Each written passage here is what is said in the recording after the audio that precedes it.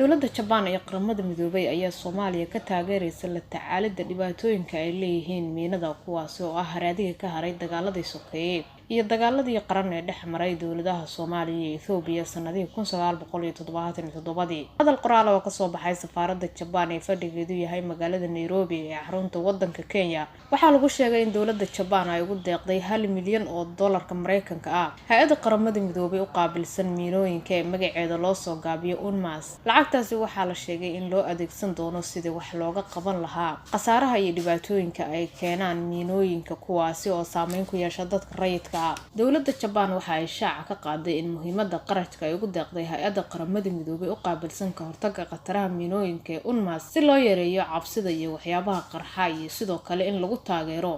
ammaanka iyo nabadgelyada buuxda ee Soomaaliya. afhayeenka safaaradda Japan ee magaalada Nairobi fadhigeedu yahay waxa uu intaasi ku daray in dowladda Japan ay taageerayso dadka Soomaaliyeed iyo sidoo kale adeegyada ka hortagga miinooyinka iyadoo dhaqaalahaasi loo marsiin doono hay'adda qaramada midoobay u qaabilsan ka hortagga miinooyinka ee UNMAS. waxa uu intaasi ku daray afhayeenka u hadlay safaaradda Japan ee fadhigeedu yahay magaalada Nairobi inay taageeradaasi muujinayso sida dowladda Japan ay uga go'an tahay inay qaaraan ka geysato deganaanshaha bulsho iyo amniga Soomaaliya. dhinaca kale dowladda waddanka Japan waxa ay sheegtay in 5 sano ee la soo dhaafay hawlaha miina baarista Soomaaliya ay ugu deeqday lacag dhan $7.3 milyan oo dollarka Mareykanka ah.